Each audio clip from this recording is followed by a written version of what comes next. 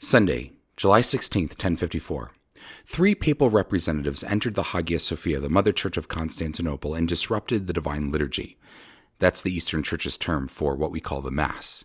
They walked through the nave under the iconic dome and approached the sanctuary, interrupting the liturgy. Pulling out a piece of paper, they placed it on the altar.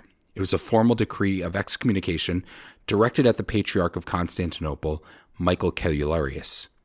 One of the subdeacons serving during the Divine Liturgy grabbed the paper and quickly tried to hand it back to the papal representatives, but they wouldn't take it, and the paper just fell to the floor. The Pope's ambassadors turned and walked out of the church through the same doors they entered. No words were exchanged, no punches thrown.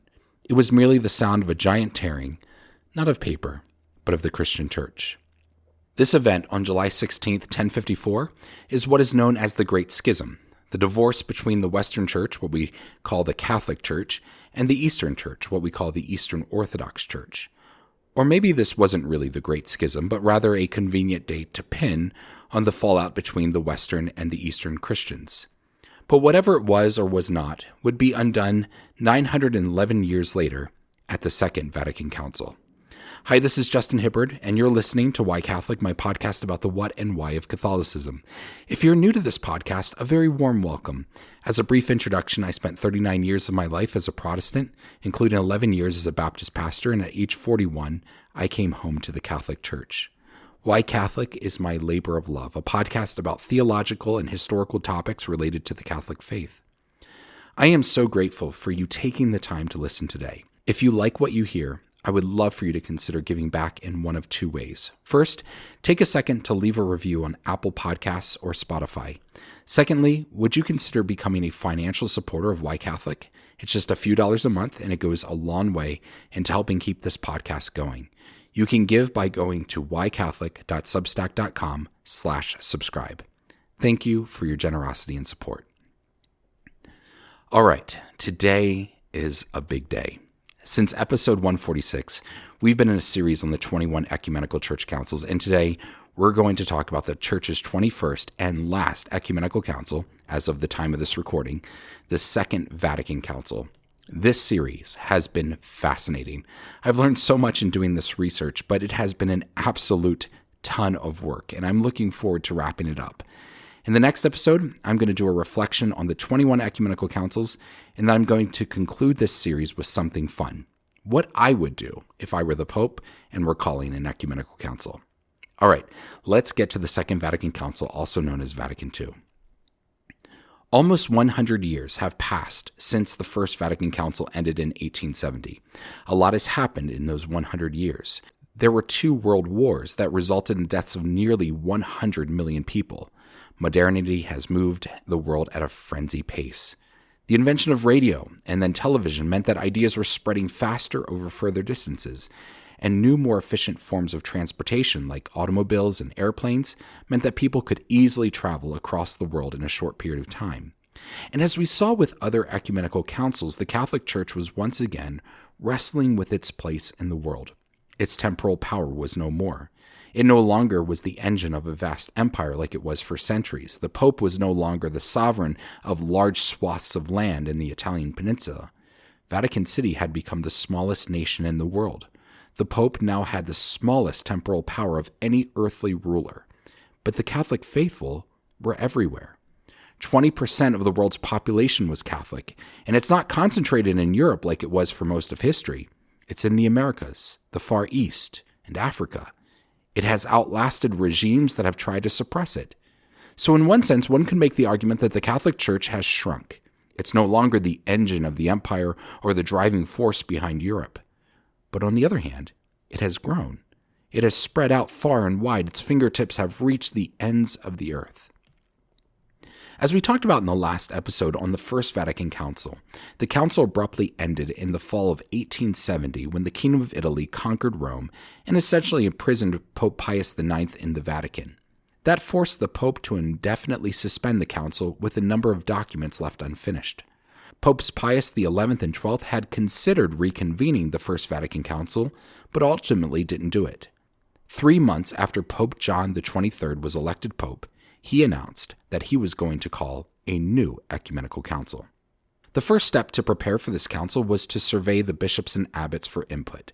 Over 9,300 proposals or ideas were submitted, to which various committees consolidated those ideas to 70 draft discussions on topics related to theology, missions, unity, modern means of communication, etc.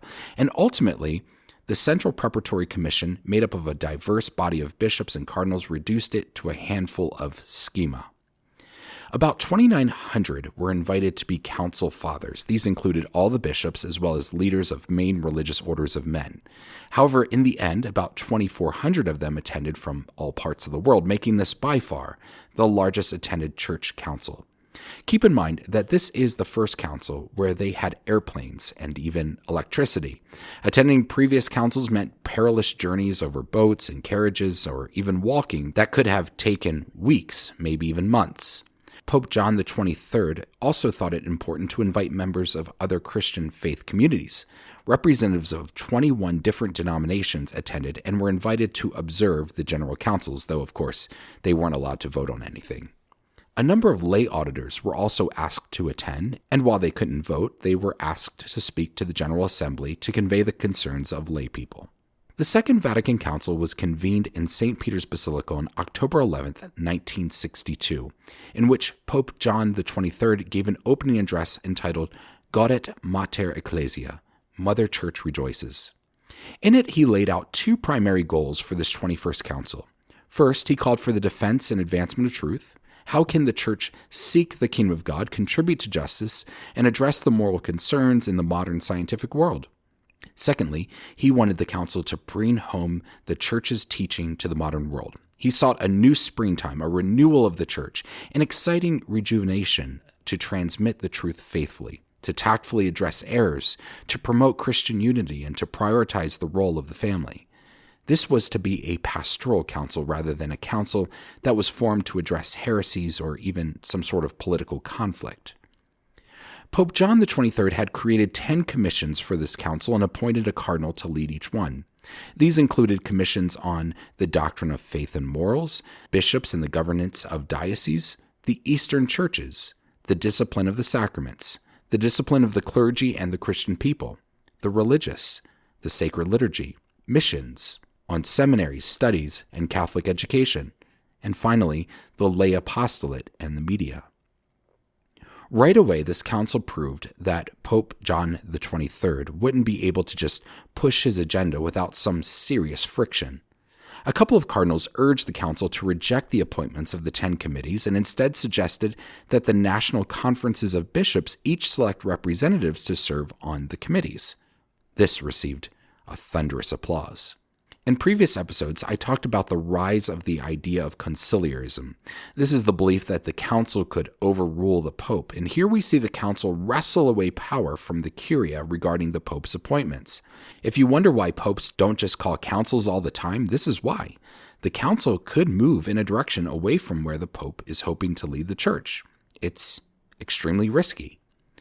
The council also seemed to signal that they were in favor of some major changes of the liturgy, and they pushed back on the schema related to Revelation, forcing Pope John the 23rd to pull the document and take it back to the drawing board. Vatican II was proving that it wasn't going to be a walk in the park. And I wonder if there was any point where Pope John the 23rd felt like maybe he had opened Pandora's box. When talking about Vatican II, you will often hear people group the Council Fathers into two general categories, conservative and liberal or progressive. Really, that's an overgeneralization, but we like simple categories, so that's kind of what we do. But it's important to recognize that there are lots of nuances. But generally speaking, you have a faction that really wanted to preserve the church, maybe even revive aspects of the early church that had fallen by the wayside over the centuries.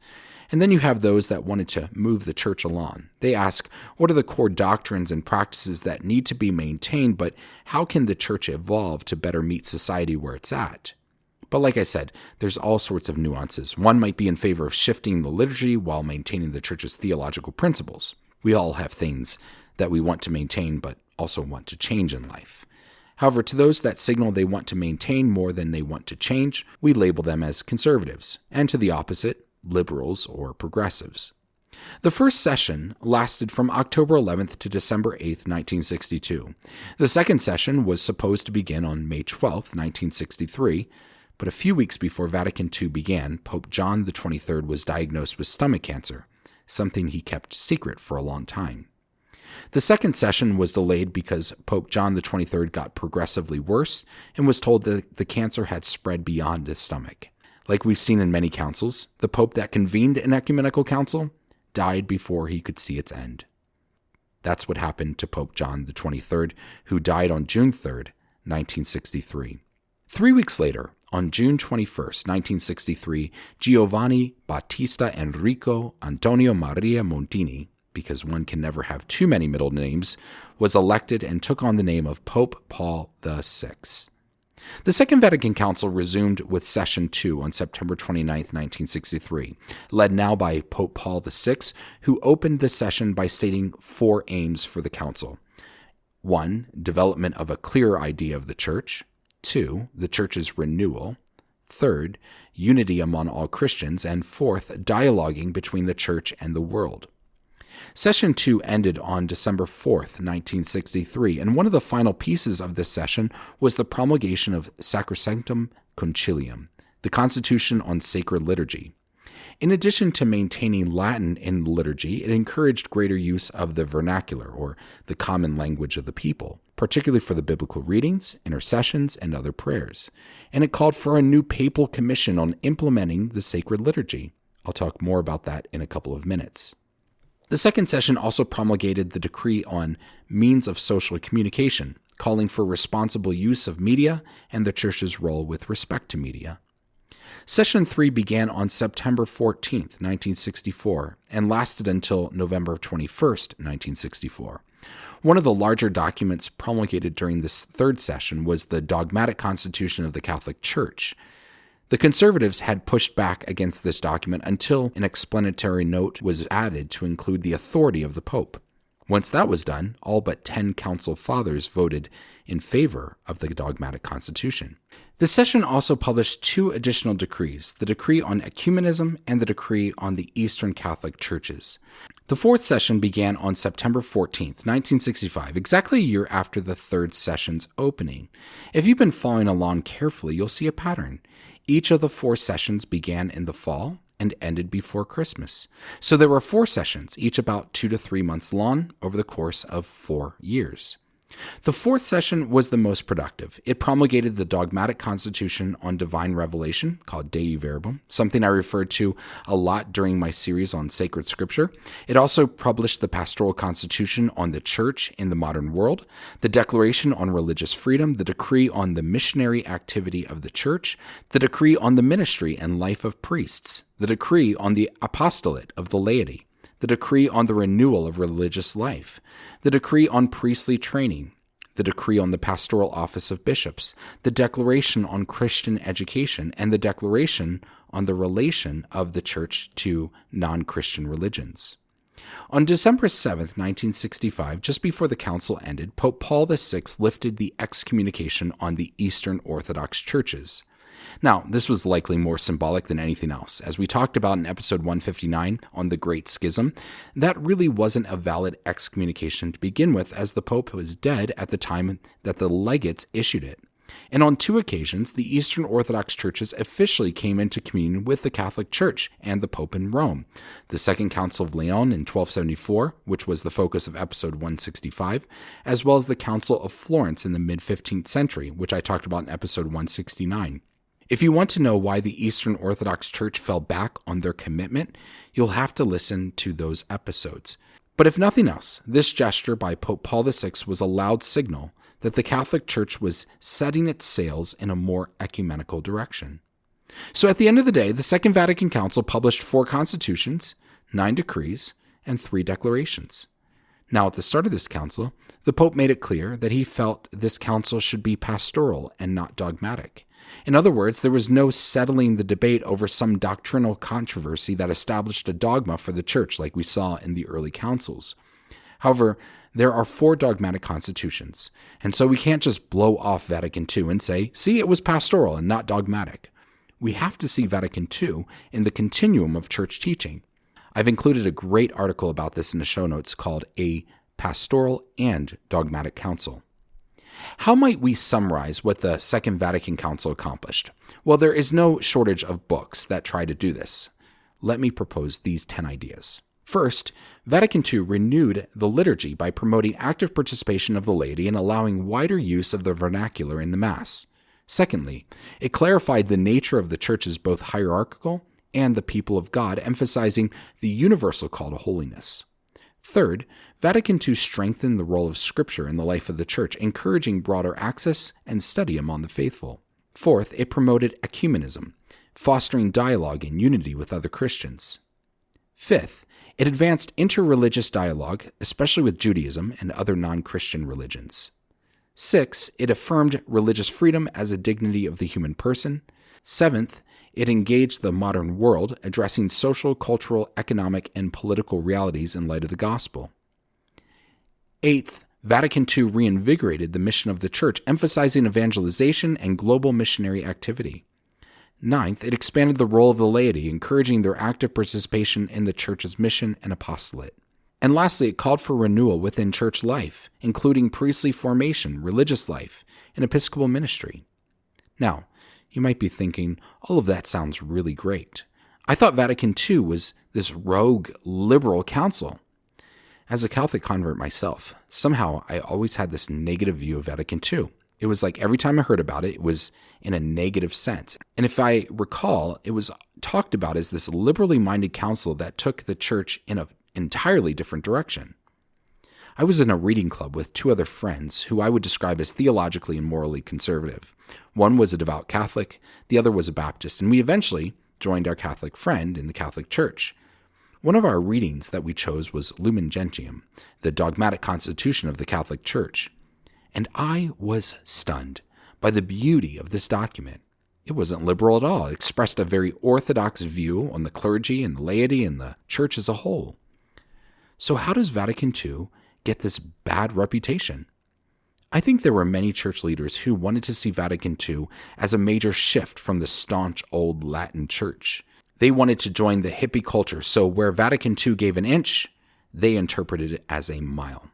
For example, in 1969, as a follow-up to Vatican II's Constitution on the Liturgy, Pope Paul VI promulgated the Novus Ordo, the New Order of the Mass. This is the form of the Mass most people are familiar with.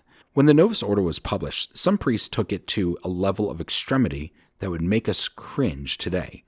There were clown masses and motorcycle masses. It was a frenzy. And to justify this, they would define it as the spirit of Vatican II. One of the journalists that covered Vatican II defined this so-called spirit of Vatican II this way, quote, sometimes soared far beyond the actual hard-won documents and decisions of Vatican II. It was as though the world, or at least the history of the Church, were now to be divided into only two periods, pre-Vatican II and post-Vatican II. Everything pre was then pretty much dismissed, so far as its authority mattered. For the most extreme, to be a Catholic now meant to believe more or less anything one wished to believe, or at least in the sense in which one personally interpreted it. One could be a Catholic in spirit. One could take Catholic to mean the culture in which one was born rather than to mean a creed making objective and rigorous demands. One could imagine Rome as a distant and irrelevant anachronism, embarrassment, even adversary. Rome as them, end quote. As I have said over and over, it's a challenge to get the bishops gathered for an ecumenical council. It's another challenge to get them to make a unanimous, or at least almost a unanimous decision. But the real challenge is implementation. Taking these decisions back to the priests and the deacons and the laity and getting the parishes not just to read and understand the documents, but to live them. This proved to be the challenge of the post-Vatican II world. And I think the Catholic Church, for a couple of decades at least, was hijacked by the people who wanted to invent the concept of the spirit of Vatican II.